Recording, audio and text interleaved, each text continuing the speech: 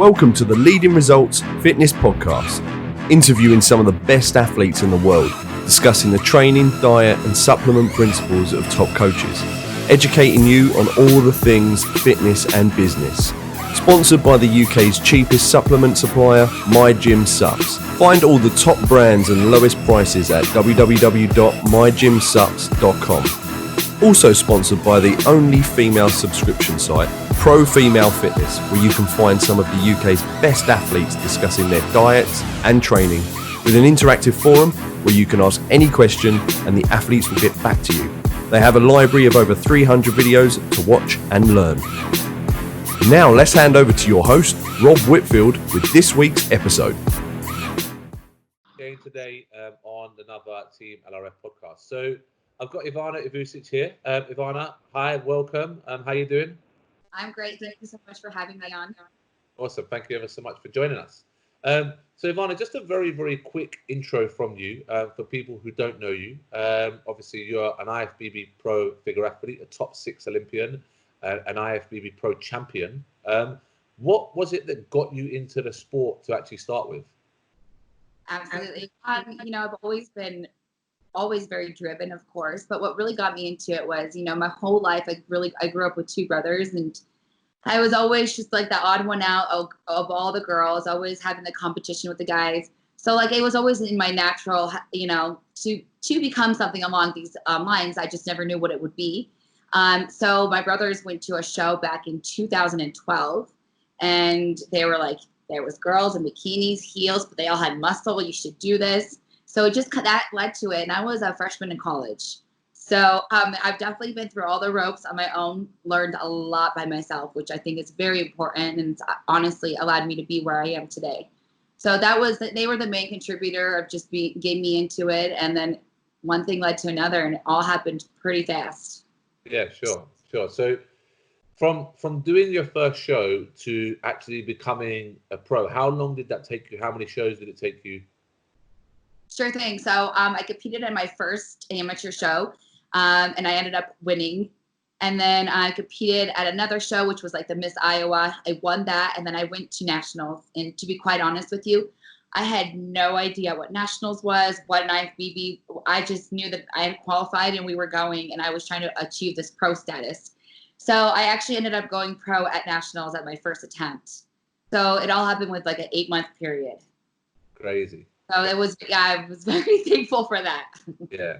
And were you always interested in figure, or were you thinking maybe bikini, or were you just no, I'm doing figure? I went live yesterday, and a lot of people were asking that question. I've, of course, always been in figure, but I just think, I never even thought about bikini. I'm going to be very honest. I never thought about it once. And thankfully I did it, because my body is definitely not meant to be in the bikini division. I've been telling my husband I might make a wellness debut one of these days, but not yet, not until I achieve what I want with figure. But so it was kind of a given. I've always, been very muscular at a very young age. We look back at pictures, and I was 8 years old and I had huge cuts in my body, biceps, shoulders. It was bizarre. So I kind of knew it was a given, and I was kind of the only category I thought about. There was no other. Yeah, that's all I knew. Sure. So in those 8 months, Ivana, so you'd done your first prep and you went on to nationals, and then you turned pro. What sort of preps were you going through then? Were they sort of like because obviously you said you didn't really know what the IFBB was about and the pro card was about. So what was it? Just I'm just going to restrict my food or do cardio, or were you sort of very structured early on? So at that time, I really didn't know too much about diets. I was very young, and it was my first time. So pretty much I just did a basic keto diet. And if it would say eat 2 eggs in the morning, I would just that's what my mom did when I was a kid, just whip it up and drink them. I remember eating spinach raw all the time, just chewing it like a rabbit. And I didn't know any better. I was 100% committed to everything. Nothing mattered. Nothing ever got in the way. So, it was all from just very slow, starting out, learning, trying out what works and what doesn't. And what about your training during that period? Was that very similar, a bit of trial and error, hit and miss sort of thing? So I was really fortunate enough that my older brother was also into bodybuilding with me. So I just, I always just lifted with the guys every day. And then, of course I started seeing results, and eventually I caught on to what was going on. And, I found a passion. After I found that passion, I just knew that I knew exactly what I needed to do. I mean, it happened so fast for me. And I think that's because I was very passionate about it. I learned so quickly what I needed to do. And right now in my life, I am so confident that I can make one of the greatest athletes in the world, with any of my clients, because of the experiences of the trials, and not just, being forced to be with a coach and not learning on my own. Sure. So I didn't know what a coach was back then. That didn't exist to me. No. Well, coaching over here in the UK really I would say only took off really in the last 3 or 4 years. That sort of first season was 2011, 2012 for me as well, when I was a competitive bodybuilder, and there was nobody who even knew what online coaching was. I don't think there was even anybody offering online coaching then. Right. So what was your first, when did you sort of think, right, I need to take this seriously and get a coach? I never really, I don't think that was ever a thought that I had on my own. I just kept getting so many requests from random coaches. So then I was like, oh, wow, all these girls actually have coaches. Like, this is what I need. You just kind of want to follow the trend. So then I think in 2014, when I first had my first coach. Okay, sure. After I had already gone pro. Yeah.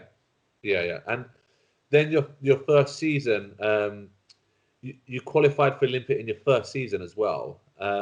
Is that right, or your second season? My second season, because let's see, I went pro. Yeah. Oh, yeah. No, I didn't qualify for the Olympia, but did compete 6 months after I went pro. But I didn't qualify for the Olympia till the next year. Okay, sure. So 15, 16, 17, 18, 19. Yeah, 2015. Sure. So you took your first qualification for Olympia in your second year as a pro. By that time, were you like more into the sport, more involved? You understand what the Olympia was, and you sort of was like, right, this is a big deal now? Oh, sure thing, of course. I knew immediately. And I mean, especially coming from Iowa, which, currently I live in Colorado, but it was a much smaller town, and I was like the only female athlete competing. There was very few of us. So I knew that I was like, okay, this is a really big deal. So, I mean, of course, I was kind of an opener, but I took it serious all the time. There was never that in between. Yeah, sure. So talk us through your first Olympia experience, Ivana. Obviously, you were still very young, and you're going to this massive stage, which is prestigious for years and years and years. Talk us through your first sort of Olympia experience. Sure. I mean, to say the least, I weighed about 113 pounds on stage, and now I'm hitting about 138 on stage. So it's quite the difference. But the experience, I mean, you're not even thinking about, I mean, I'm sure you're always thinking about the first place, but you're just thinking, wow, I'm such a young athlete going into this. And, I was one of the very few figure girls who had made it to that level so quick. And I haven't missed a year since then. So I knew that it was a really big deal. And, and of course, the recognition you get and all the exposure, the sponsors, I mean, it just grew so fast for me. And, like you asked, but like for me personally, I always knew the importance of it. I mean, there wasn't that when I got to the Olympia stage, I knew exactly what was going on. Sure thing. So in terms of the trend of the figure division, obviously you had probably 7-8 years ago now, people like Nicole Wilkins and those sort of girls winning the Olympia, and the shape has changed massively since then. And you've sort of been a part of that stage where the shape has gone more and more extreme. Yeah. Is that something that you now sort of train for yourself? Is it that something what? That you train for? So do you train to try and create that incredible X shape? Of course. Of course you train to create a bigger and better X frame at all times. And as my body matured, so did my look, and so did everything else. And yeah, you just kind of adjusted. I think there was a great period for about 2 years ago, though, that we weren't sure what we should be delivering to the judges. I'm pretty sure we know now to the T. And then again, you do see many extreme looks on stage, but the total package, I will always stand by that, is what's going to win the show. And that's what, and right now it's like finally in my life and my career, I know exactly where I am and what I'm capable of. And this will be the biggest year yet. So I'm really excited. Yeah, sure thing. So during that period of transition, what was it you were actually trying to get across to the judges? Was it a size factor? Was it a condition factor? What was it during that period of transition? What was you thinking that you needed to bring to the stage? For me, it was always balance, symmetry, and it was always bringing a very feminine, beautiful look that is not only appreciated by the bodybuilding industry, but is also appreciated by the people all around the world. And I think that's really a big deal for me, especially when other young women are looking up to me. They want to look at me and be like, wow, this is something that's beautiful or something that I can actually achieve.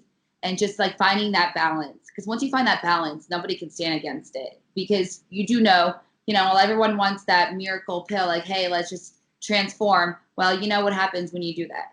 And, I always say it's taken me much longer to achieve the things I've achieved. With the girl winning the Arnold this year, I beat all of those girls at the Olympia, and I am 10 times more improved since the Olympia.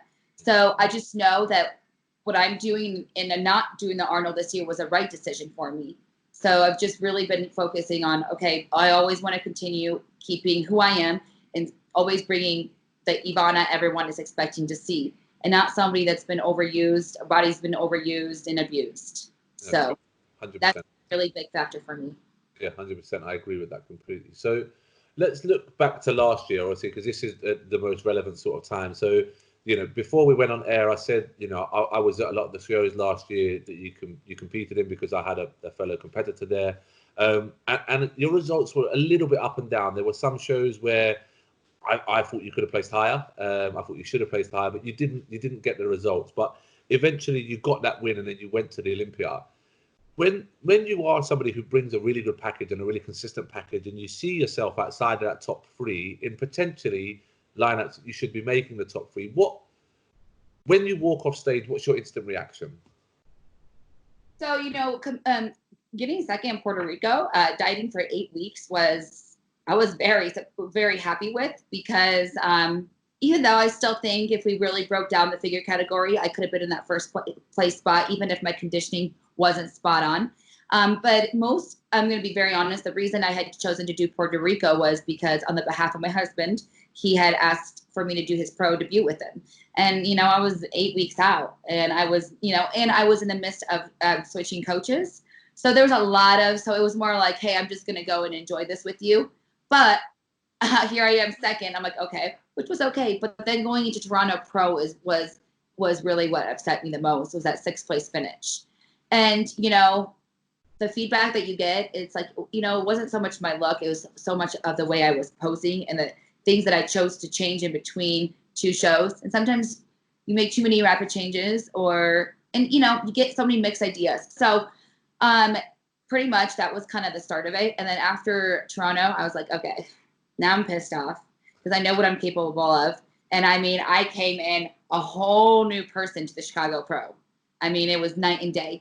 So I always say everything happens for a reason. And I'm glad that it worked out that way, because it sure didn't hurt me for, right now I'm ranked fifth in the world, and I'm very happy with that.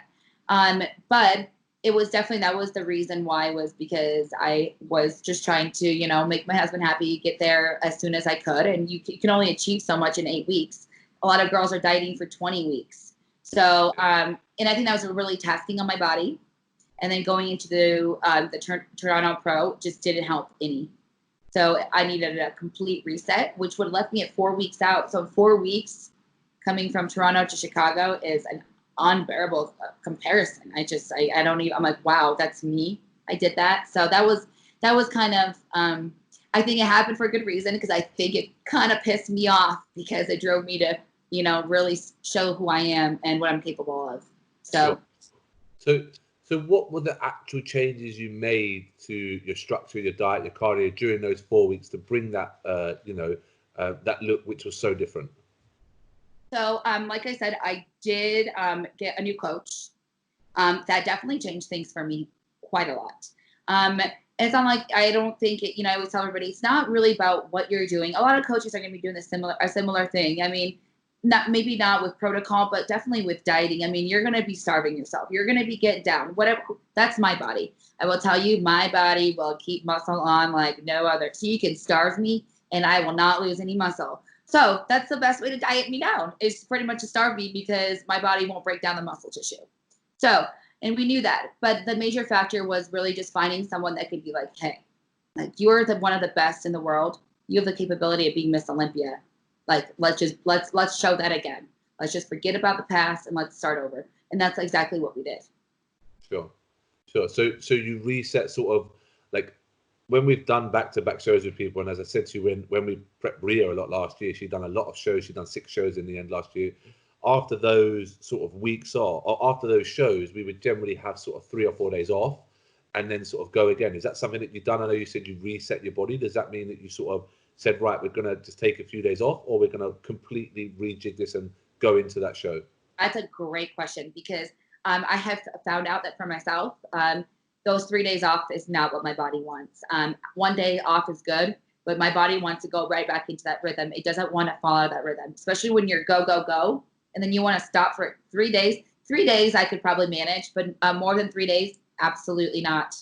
My body does not have a good response. It wants to keep going. It's so confused to why I've been cranking it out. Now I just want to break. So, and that's why my coach and I have really had to sit down and figure out what is the best training split for Ivana, because my body responds so differently than, even himself. He's like, God, it's so weird, but your body needs rest. Like, I'll train 4 days, 1 day off, 2 days on, 1 day off. And my body responds really well. But it's also, it wants that. I respond better if my body's under stress. I don't know what it is. I know. No. Everybody's different. Everybody's different in this game. Yeah. Sure. Everybody's different in this game. So let's talk about diet now and diet principles. So like you said, and like we all know, I think when we get to a certain level in this industry, that everyone's pretty much doing the same thing. They're doing cardio. They're reducing calories. Okay, some people might have different principles on cheat meals or refeeds or something like that, but generally the principles are the same. So what does a diet look like for you a couple of weeks out? Are you somebody, I know you said you push yourself hard. Are you somebody who goes 0 carbs, 0 fat, or do you trickle carbs in? How do you diet? There are certain meals that we will always leave carbs in, and always my pre-workout meal, we will leave carbs in. Post-workout meal, have carbs in is very unnecessary for me at this point. Even right now that I was 6 weeks out, now we're 11 weeks out from the Chicago Pro. That might be the show I'm doing, but most likely it will be the New York Pro. So, but we're just going to be at striking distance. But typically the last 4 weeks, depending where my body is at, if you give me a refeed, I don't believe in cheat meals. I think that's garbage. There's no controlled variable there. Not for me. I mean, and a lot of my athletes, I don't do that with, because it's like, what did we just accomplish? I have no idea what your body's responding with if you went ate 10 rolls of sushi or whatever the heck you ate at home. Yeah. So it's very strict. You're still staying within that range of whatever your diet food was. And that's how my coach does it. So he'll give me a refeed for usually 2 days and a very high carbs. And then we'll shut it down again. And my body will hold those carbs for the next 2 weeks. I mean, I just won't go flat. And I mean, so it's been it hasn't been challenging at all, but it's been very bizarre to kind of, for my coach and for myself, to see like, okay, Ivana doesn't need the amount of food that everybody else needs. So it's been really figuring that out. But yeah, the last 4 weeks, if they're not shit, then something's wrong. If you're not feeling like shit, something's wrong. Yeah. A lot of people are like, oh, you could be feeling good. No. We are sacrificing our bodies to get to a very low body fat percentage. There's no way that anybody should be feeling good. I always tell somebody, I always ask my clients, how you feeling? They say great. I'm like, uh-oh, that's not good. You shouldn't be feeling good. You should be feeling excited, worn out, and know that everything that you're doing right now is paying off. Absolutely, yeah, no, absolutely. And again, I agree with those thoughts on cheat meals. I've never been a big cheat meal person, and if anything, yeah, we have a structured refeed. We see what 200-300 grams carbs does to you, because in reality, that's probably what you're going to do before the show. So it would be to have a good idea of what you're going to look like before that show. Yeah. So now going into the Olympia, you're going in as a big show winner. Obviously, Chicago Pro is one of the higher tier shows and one of the better shows. We all know that. So you're going in as a winner, but you still got sort of was it 5 weeks before Chicago and the Olympia? What does those 5 weeks then look like for you? Because mentally, let's talk about that first of all before we talk about that. So mentally, you're going as a big show winner. Where do you set your expectations, and how do you keep yourself on track? Because you probably dieted in the end for maybe 24, 25 weeks for that period. So how do you get through those last 4 or 5 weeks mentally, and where are you mentally going into the Olympia saying, I want to place here? What talk us through that? You know, here's what really sucked. It was after the Chicago Pro, I mean, things were great, but it was the fact that my body had been dieting for so long. And before I switched with a new coach, I had been dieting with the same food, everything for 3 months. Nothing had changed. So you know what happens? The body just plateaus. It's just like, I'm not going to do anything. So trying to recover the metabolism and do all those things in that's 5 weeks is a very short period of time. And that's not so much what really happened. What really happened was, I think at the end, my body was very stressed and I was so inflamed from just trying to keep getting better and better and better, when we should have probably took a step back and eased things up, but we didn't. But we know now to do that. We also made another mistake with, I think, sometimes you get a little nervous. It is the Olympia. I mean, not myself, but sometimes the coaches get a little nervous. Everyone can get a little nervous. The pressure's on. And I was flat at prejudging. I was very flat at prejudging. And typically that doesn't happen with my body. Never seen it happen, but it did happen this year. And this is the first time it happened. So that was a big mistake that we had made. So that was definitely impacted a lot because I was 1 point shy of 5th place. Do I think I deserve 5th? 100%. But, I don't like to think backwards. I'm like, that's all right with me because this year is going to be a great year and I'm excited and I've worked for it. I like to always be very honest when I criticize myself. I definitely needed more hamstring and glute development, and we have overachieved that. Awesome. So, it was just kind of understanding that, hey, it's always trial and error, but, you don't want to switch things up too much. But I did come in flat and that did hurt me. Sure. So in terms of your mindset going into the show, Ivana, are you somebody who writes these goals down? Are you somebody who, how can we understand your mindset a little bit better? We know that you're capable of dieting for long periods of time. What goes through your mind when you're going through these long diets? Is it you just simply want to bring your best, or is there a routine that maybe you have? I mean, of course, it's always bringing your best, but if you're asking for routine, I think it's very important for athletes to stay in their routine 2 weeks out, be in their home, be where they have been this entire time while they've been dieting. I think that's really crucial. So, as far as a mindset for me, it's, I'm always thinking, I'm a very thankful person. So I'm always like, hey, this is another great day, another great opportunity, and sometimes you're doing that cardio and it sucks. It really sucks. But you have to understand you are the best in the world. And I always try to think of all the people that, look up to you. They're excited to see you. And it's the fans that bring the energy. And no matter how tired you are, at the Olympians, we're so exhausted. You have to realize that you are where you are today because of these people that support you. So the mindset is always, I'm always just excited no matter what. And sometimes, with my new coach, he didn't realize the energy that I bring to the table, no matter what. And it's like, everyone's like, why are you acting like this? How are you so happy? But it's like, man, we're in Vegas. I'm on my 5th Olympia. This is a really big deal. And so the mindset is just like, hey, the work has to be done. And what sucks the most is when you get on that stage and you're like, wow, I could have done more. Mm-hmm. That sucks. Yeah. That's not the feeling I want to bring to myself. So try to avoid that and try to always be like, hey, here's another opportunity for you. Absolutely. So after the Olympia, you get first call out. So you're in the first call out. You're in the mix. Obviously, that's your first call out at the Olympia. What sort of emotions are you going through when you hear your number called in that first call out? So, well, I will start with saying that, my parents are very supportive. My father is so supportive of me in this. I mean, he truly is like, you're going to be the world champion. You're going to win the Arnolds. Your time is coming. So, and I always keep that in the back of my head. So that's very important. But coming out on that stage, I mean, I can't remember what exactly you asked me. Go ahead. Repeat your question. So you obviously you're 5 Olympias now in, and you get your first call out at the Olympia. Tell me the emotions that you get and you go through. Right. So the reason I honestly would say was very emotional this year for me was because the night before, everybody's really stressed. Everyone's more stressed than me, which can become, that's tough. But I remember trying to calm everybody down and just being like, hey, like tomorrow when you guys are watching me and I get on that stage, I'm going to be the first girl called out. No matter where I place, I'm going to be that first girl that Sandy calls tomorrow morning. Well, that happened. At first call outs, I was the first girl called out. And I remember just being like, holy crap. Oh my gosh. And that was a really big moment for me because of the moments that I shared with my family, with my husband, and with especially with my dad, and to have the amount of people that were there supporting me, that moment was just, I'll never forget it. I can relive it over and over in my head.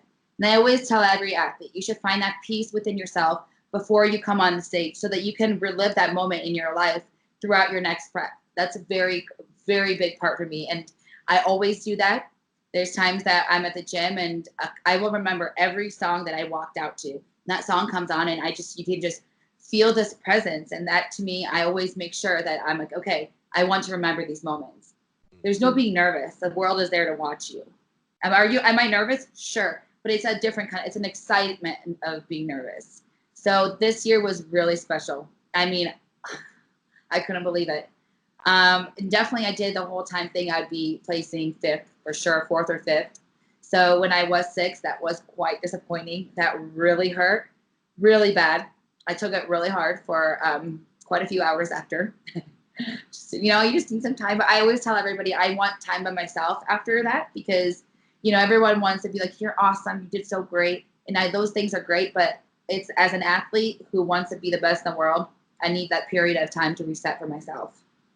And this year was tough. It was tough, especially when it was 1 point. Yeah. Whew, I remember when that came out. I remember exactly where I was in Vegas with my whole family eating dinner. And I saw that and I was just like, okay, I'm going to go to the bathroom for a minute. Now I'm going to come back and everyone's going to think I'm just as happy as when I left. It's understandable. I think it's a champion's mindset. It's a champion's mindset. You have that mindset of be better, be better, be better.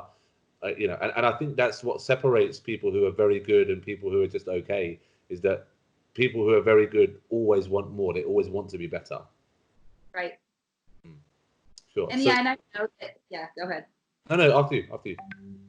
No, yeah, absolutely. I mean, I 100% agree with you. And sometimes you have to evaluate the situation and know, like, even though some of the girls that did place ahead of me, like, just, never saying they're going to fall off, but, it's that mindset. And it's like the champion might be right behind you. You just don't know it yet. And I know that, and I keep that in the back of my head at all times. Sure thing. Just striking away, they don't even know it. So you come out of the Olympia. I know you said you're somebody who doesn't like rest. When did you first hit your first session back? Did you have a bit of a break, or were you straight in? So we ended up staying in. So we were done competing Friday. We ended up staying in Vegas till Monday. So, I had quite a few days off there, and then we did fly back home, and then of course I train at one of the best gyms in the nation. So, and the energy there is just crazy. So I did take a day to myself before I went back to the gym. So I hadn't trained for about 3 or 4 days. And then I was back there, and you have to be mentally prepared for that as well, because there's so many people that are going to be approaching you, and you have to, just keep it short because you don't want to get into it with everybody and explain, so you did such a great job and you're like, it's not what I wanted. So, and you just gotta have to realize, that's why I always tell everybody, have a self reset yourself and then go back out into it. Because a lot of people can be so impacted by others' choice of words. And I think that's so silly. Because at the end of the day, I love all my fans and people that support me, but I'm doing this because I love it and because this is what I want to do. And you just can't allow that in your life. No, sure, I agree. So you sat down with your coach and you put a game plan together. Can you share some of those game plans? I know you said you wanted to bring up your hamstrings and your glutes. What was your game plan with your training? What was your game plan with your diet? What did you look to do? I'm not asking for specifics, but in general, what did you look to do in terms of make the next steps to improve? Sure thing. So as far as training, I mean, we just knew that, I mean, I had been literally doing the same, not a training program, but something I written out. I do the same thing pretty much every week, but make improvements, jumps. So main focus, like I said, hamstring and glute development. Of course, you can always get bigger quads. So that was great. That's definitely happened. Hamstring development and glutes are night and day from last year. I can't even, sometimes I can't even believe it. I'm like, oh my gosh, this is on my body. But, and another thing was that back thickness, you know, you never can't. So we just kind of we just said, you know, go ahead, see what happens. And, you know, I trust my coach to be like, hey, you're getting too big or this is happening. And right now we're exactly where we want to be. So it was more just, hey, go train. And I definitely made some really big leaps in a very short period of time, which for this first time in my life at age 28, I definitely experienced some joint pain because I was, you know, from pressing 35s to pressing 55s, you know, I was just making huge leaps within weeks. So that definitely gave a little stress in my body, but it was worth it all. Sure. Yeah. For the progress that you'll make on stage, dieting stayed the same. I mean, you had more carbs, more food, you know, pretty much ate carbs with every meal. So, I mean, the off-season diet was fantastic. It was a really good, he's very good with keeping a good balance, of course, of vegetables, but of fruit. And this is the first time I've had this much fruit in my diet with my coach, with this new coach, which I was very thankful for. Yeah. Are you a big eater in off-season, Ivana, or are you somebody who, you know, stays relatively lean year-round? I wouldn't say I'm a big eater. I always try to stay very lean, but I'm somebody who could put on some weight and people really admire it more than being like, oh, she got fat. It's never that. I can get a little thick, but in a very healthy way to where I'm still, you know, I could get ready 8 to 10 weeks if I needed to. So that's really important. But am I an eater? Not necessarily an eater. I grew up my mom is Serbian, my dad is Croatian. So my mom had always made home cooked meals. I wouldn't say I'm an eater. I think if I wasn't into bodybuilding, I think I would be somebody that would eat maybe twice a day. So, but do I love food? Absolutely. But it's not something that, you know, it doesn't control me. Sure. No. It doesn't control me, definitely. So your parents are from Europe. Have you? Do they live in Europe or do they live in the States? So I was born in Eastern Europe and then moved to the U.S. in '98. Okay. Have you been back to Europe since? Yes, I went to Serbia about 4 years ago. We hope if I can qualify for the Athleticon this October, we hope to go after that to visit family, my mother and I. Sure. It was a culture shock, even though I was born there. It was quite a culture shock. Yeah. Like, obviously, well, I'm born and bred in London, and when we travel to America, it's very different. Like, it's very, very different. Yeah. So, I can't even imagine.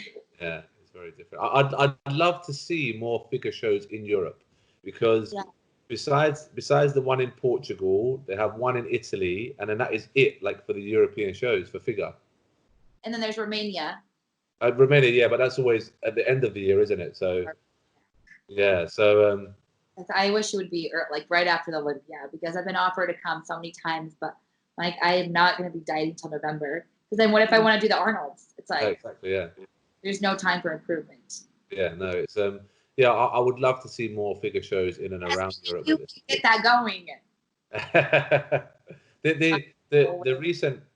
They've changed the way that everything was run over here because it was originally run by UKBFF, who was affiliated to the NPC, and then there was a break, and then the two bros come out, and they have actually started introducing pro shows over here now. So before we never even had pro shows in the UK, but now we've got pro bodybuilding, pro men's physique, pro bikini, and pro women's physique, but still no pro figure. IFBB Pro League. Say again. All through the IFBB Pro League. Yes, yeah, all through the Pro League. Yeah. So. Right. Yeah, there's only two strong federations in the UK, one being the NPC IFBB and the other being a federation called PCA. Those two are quite strong in the UK, but to be honest, that's about it really. Okay. Yeah, you know, and I think I mean, hopefully within these next 2 years we'll see a lot more growth. Yeah. It would be so wonderful to come out there and compete. It would be amazing. Yeah, no, it's London's a great place. There's so much going on, but it's so different to the US in terms of like the people are quite rude in London. They don't really say hello or good morning. You know, and it's very strange for somebody to say good morning to you here, where over in the US, everyone is almost, you know, we would see it as overly friendly, but it's just being friendly. I know. I find that so strange because I know it's Europe, but like, you know, in Serbia and Croatia, people are so, I mean, everybody's like family, even if you're a complete stranger. So I've always found that very interesting. And obviously it has to be just the culture in London, and I understand that, but I find that very interesting. Yeah, it's really strange. But that's the reason that we were, like, I was in the US a lot last year with Rio, going to these different shows, because they simply don't have much on in Europe. And to be honest, it's very difficult to find a good European figure pro. You know, you've got a few good ones who are coming up, but you've got Anna Banks, and you've got Ria, and there's another lady who I prep called Barbara. She was meant to do the Arnold Australia, but there isn't really that many strong European figure pros as well. And I think it's because you don't have the cluster of shows that obviously you guys have over there in the States. Yeah, I do remember when Ria was traveling that, like, you know, she kept telling me, she's like, there's just no shows in the UK. And so, because I was like, gosh, are you going to move here? Because she wanted to come and train. Yeah, I was like, whoa, because I would see her all over. And I was like, wow. So did you guys just stay from hotel to hotel or Airbnb? Yeah, so we started off in New York, and that was a breakthrough show, really, wasn't it? Like, she got third there from nowhere, and then went on to Puerto Rico, which is only a week after. Is it a week or 2 weeks? So yeah. So went from New York to Puerto Rico to Chicago, and then just clustered those shows together. But for somebody who's coming from the UK, again, I think the reason that you don't see many UK girls and guys out there is because it's so expensive for us to go out there and travel. You know, it's you know, we're lucky in the fact that obviously the Olympia, they pay for you to travel, which is incredible. But other than that, you would have had 6 trips to America from the UK, which is, yeah, it's crazy. That's right. I know. Yeah. So, but yeah, no, it's yeah. So that now let's obviously look towards your future, Ivana. So you take your off season and you set yourself goals, of course, because you seem like you're very driven towards your goal. So what is your goal for this year? And then what is your goal maybe for the next 5 years? You know, you're still only 28. In 5 years' time, you're only going to be 33. You're probably still going to be very much in your prime then. What are the goals that you have set out for yourself? Well, you know, to be like very honest, I want to win both of the Arnolds. I would like to win US and Australia, and I would like to win the Olympia. And then from there is when I'll make other decisions for myself. That's when I was like, maybe that's when I'll do after that a wellness review. We'll see. I just don't think my upper body will lose the muscle. I'm like, would it ever do that? I don't know. But we could always figure that out when the time comes. So that's really my plans right now. My husband will be doing his debut in bodybuilding in open. I mean, he did it in 212 at Puerto Rico and Toronto. And now he's going to the open class. So, you know, we've been married for almost 3 years. We have no intentions to having children yet. Obviously, our lives are literally just getting started within our careers and within the bodybuilding industry. So, the same thing for the both of us. We were just kind of like, hey, let's just keep, you know, improving, being the best. And my goal this year is to be top 3 at the Olympia. Awesome. You know, the goal is always to win, of course. I mean, you know, I don't have to share that with everybody. That's the only thing that's on my mind. But I think everybody should be thinking the same if they're one of the best in the world. But yeah, that's my goal for this year. And I know that's something that I can achieve. And, you know, I've just got to bring that same level of conditioning that I do from the front to the back. And, you know, I will be standing there, you know, with the top at every show. Absolutely. Did you meet your husband through bodybuilding? So not really. No, I had actually already been a pro, but, you know, we had met, and he'd always been very into lifting throughout sports and stuff, but he didn't get into bodybuilding until he had met me. So we've just kind of, I mean, he's been there with me since my very first pro debut was the Chicago Pro in 2015. So we've been together for quite a while. He's been there through my entire pro career. And then, of course, I've been there with him. He went pro 2 years ago at the Junior Nationals. He actually won the overall there, which was incredible. So it's been really great. Yesterday we actually did a live feed, and a lot of people were asking, like, how do you manage to, you know, be married and compete together? You know, I have to tell you that we've figured out dieting together is so much easier than when one person is dieting and not the other. It definitely makes it a lot easier, which a lot of people don't understand that. But like, if you haven't been there yet, then maybe you don't understand, but it works really well for us. We're so driven. Our only goal is always being the best for our sponsors, for bodybuilding, for everything with, you know, our clients, our athletes, all of that. So our life is really involved with all of that at all times. Sure. And obviously your sponsor, one of your sponsors is Redcon, massive company. Obviously, congratulations on that. I know it's quite new, isn't it? It's not been that long that you've been with them. How are you finding them? That they're very big over here in the UK. They're almost dominating the market over here in the UK. So you know, well, massive congratulations to start with for nailing such a big sponsor. And how do you find working with such a big team? Yeah, I mean, I think Aaron Singerman is a very great businessman because, you know, I was in a contract before Redcon 1 that had expired, and that I was, no matter whether I was going to be with Redcon 1 or not, I had already made a choice that I was moving on.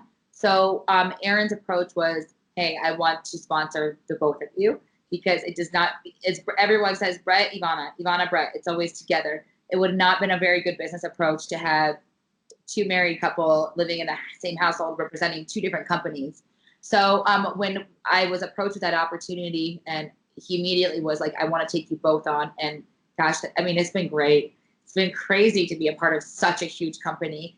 We have yet to fly out there. We were supposed to fly out there a month ago, but obviously due to all this chaos that's going on, we haven't had the opportunity. But there's a lot of potential. There's a lot of growth. And I love that it's not just all about bodybuilding.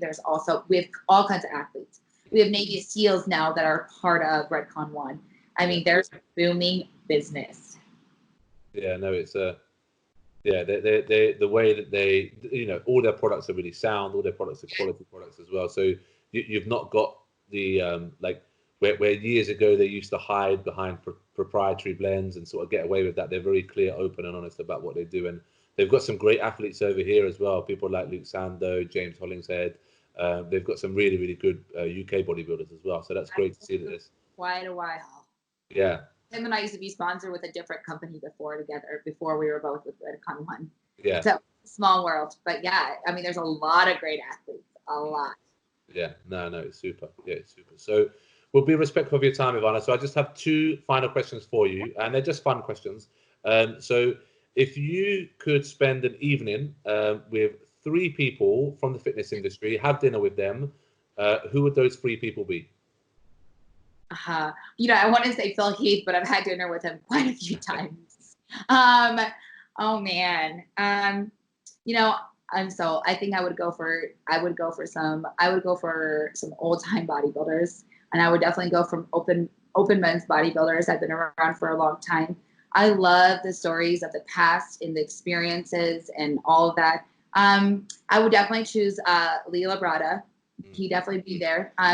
Just because of the history and with his son. I mean, both of the, you know, walking in your dad's shoes is quite a hard job at sometimes. Yeah. But yeah, Lee Labrada. Oh man, definitely Ronnie Coleman. I would love to have dinner with him, of course. I'm so biased. Look at me, only men's bodybuilding. I love the sport. I'm somebody who's like all eyes and ears when the Olympia is happening, even though after the show, it doesn't matter. I totally forget about the day before. I'm so focused when it's men's open. Like, it is such a crucial moment for me. And somebody else, oh man, I would have to choose. I mean, it's tough. Hopefully no one listens to this interview that I'm calling out. No, I'm just kidding. I would definitely say Big Ramy. I think he's an athlete that's been through up and down, and he's one of the greatest in the world. And it's always, I think, very interesting. Same with Cedric McMillan. That's another athlete I'm always so intrigued by. You know, they have the potential to be the number 1 in the world. And everybody can agree with that. But they haven't made it there. And, you know, I'm always wondering why they haven't. And just to kind of, and I know there's been all these things that happen, but we're not going to get into all that. But those are definitely the top 3 people that I would definitely love to have dinner with. Just to ask for that personal experiences. I love to hear other people's experiences. Sure. And those 3 would have a lot to say. Yeah, Ronnie Coleman's been brought up a few times on some of the interviews that we've had. So, but Leela Brada is a new one. Whenever I've had the chance to speak to people like Flex Wheeler, Sean Ray, they've always said that he was the most professional person that they've ever met. So that's always a great story as well. Yeah, so before all this happened, actually my husband and Hunter Labrada were supposed to be guest posing at a show here in Colorado. So we were quite excited for that because it sounded like Lee was going to be coming out. But yes, like you said, that is the number one thing I'd say. He's so respectful, and he is a great, like Jay Cutler. I mean, they both still look so great at an older age. So what did they do? It's just taking those right steps to make sure that, you still have a great life after bodybuilding. Yeah, sure. And then the second question is, because obviously we're in a time of lockdown, people have got more time on their hands. What are your 3 favorite films and why? Oh my God. Everything that my husband's been making me watch, I'm just like, that whole Tiger show. That was, I don't know if that's a hit right now in the UK. Yeah, it's when I turn on Netflix, it's always number 1 pick. Yeah, that was time waste. I'm somebody, I mean, I enjoy movies, but I'm somebody that I don't get so into it, honestly. Give us one. Just give us one. Give us your all-time favorite film. Oh my gosh. Oh, it's so bad I couldn't even think of one right now. We watched recently. Oh man, I tell you, like, it's so hard for me to watch movies. So hard. Like, what did I watch the other day? I was like, wow, I didn't know how great that movie was until I watched it again. Yeah. I would say my all-time, I will say this, and you're going to be caught off guard, but Double Jeopardy was a movie I always watched when I was a young girl and that I just didn't understand. And it was just brought up recently because I wanted to watch it again at an older age now where I understand things a lot more. So that was definitely one of my favorite films of all time, just because it's always kind of stuck with me. So, is it Sandra Bullock? Is it Sandra Bullock in Double Jeopardy? Is it Sandra? Of her name right now. No. Blonde lady, isn't it? She's blonde. I know what you mean. It was Double Jeopardy is when she killed. Is when her husband said that she had killed him. On he the changed boat. his everything. On the boat. That's right. What? I'm like, it's an old movie, but I loved it. I just loved the concept of it. It was a great film, and it's just something I didn't understand at that young age. So now it's just always stuck with me. Yeah, sure. That's such a chance in life, and just like, making sure that people, there's a lot of people that are wrongfully accused of many things. So it's always just kind of stuck with me, not to judge people until you find out the truth. So I think that's kind of left me with it. But there's Ivana's recommendation, Double Jeopardy. Go and watch it tonight. And Ivana, if people want to get a hold of you, contact you for coaching, for podcasts, how can they get a hold of you? Yes, I own Team Conquer Culture with my husband. Our email is teamconquerculture@gmail. My Instagram is my first name, last name, Ivana Ivusic, always the same. That is the best way to contact me. I respond back to all of my fans, no matter how many hours it takes me. I do respond to everybody. I do enjoy reading everyone's messages, and I don't respond with a like or a heart. I respond with always a detailed message. I think that's really important. So anybody, feel free to always reach out. I love answering questions and helping athletes kind of find their way and kind of guiding them through. It's all new to a lot of people, so I love that. Awesome. The best. Brilliant. Ivana, thank you ever so much for your time. I really, really appreciate it. Thanks for joining us, and make sure you subscribe. Until next time, check out all the athletes' updates on Pro Female Fitness, and for all your supplement needs, head over to www.mygymsups.com.